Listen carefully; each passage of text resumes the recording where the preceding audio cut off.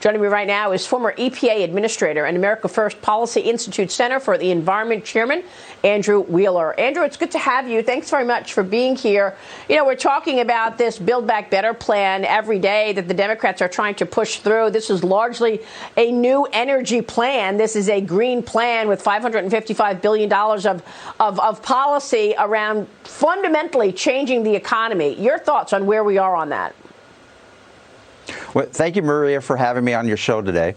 And, you know, one thing that's buried in the Build Back Better plan that most people don't realize, they put a new tax on a barrel of oil in there, a Superfund tax on a barrel of oil. So at a time when Americans are concerned about rising costs of gasoline at the pump, the Biden administration and Nancy Pelosi are trying to tax oil even more. It just boggles the mind the way they're approaching this.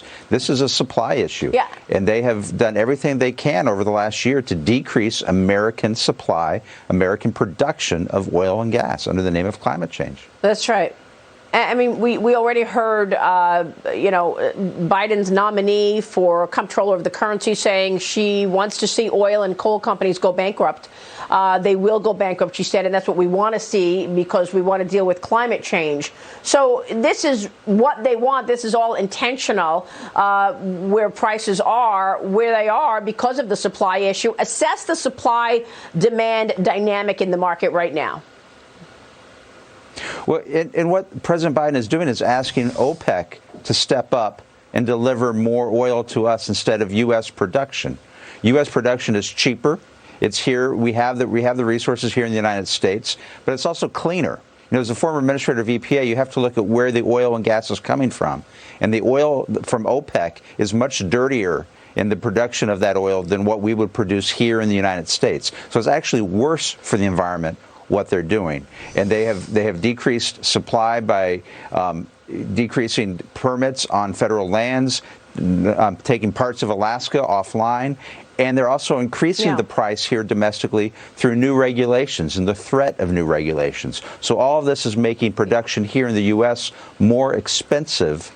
And they want to ask OPEC countries to step in and produce more. They're worried about the short-term impact of the gasoline at the pump for next year's elections, but they want U.S. consumers to pay more long-term because they want the price of energy to increase because they want Americans to use less. So if you're in that camp, that's fine. But most Americans don't want to pay more for their gasoline. They don't want to pay more for their home heating this winter. You know, the Biden administration said that home heating is going to go up 50%. Unbelievable. And it's actually a joke when you look at the hypocrisy of that climate summit that they had recently with a larger footprint in terms of pollution than we've seen in the past, certainly in the last climate summit.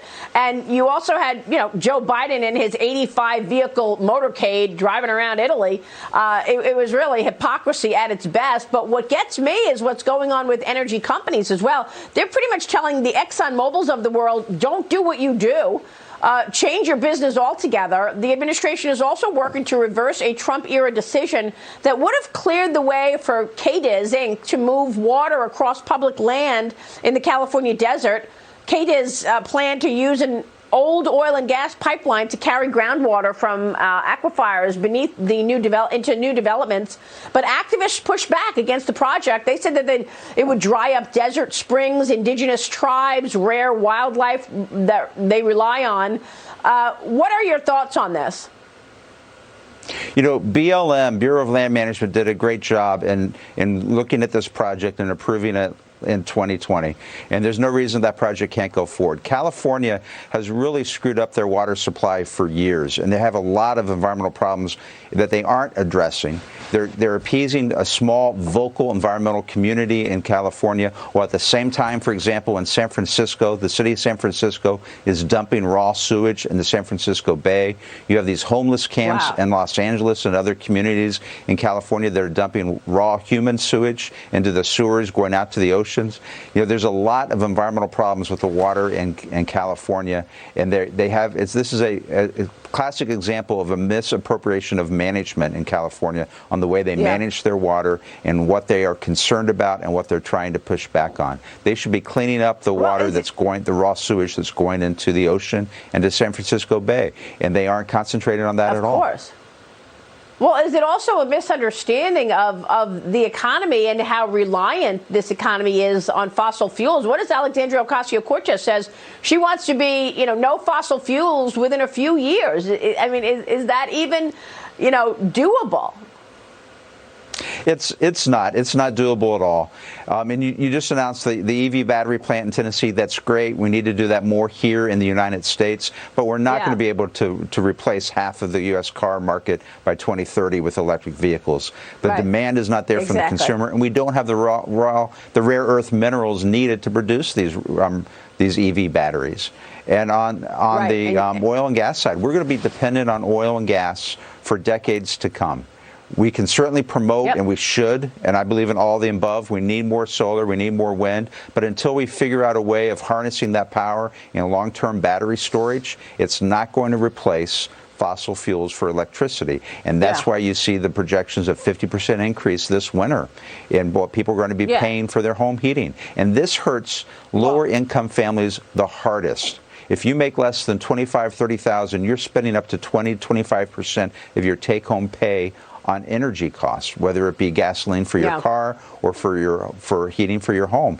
And those are the people that this administration is just not focusing on. They're not trying to help them. Yeah.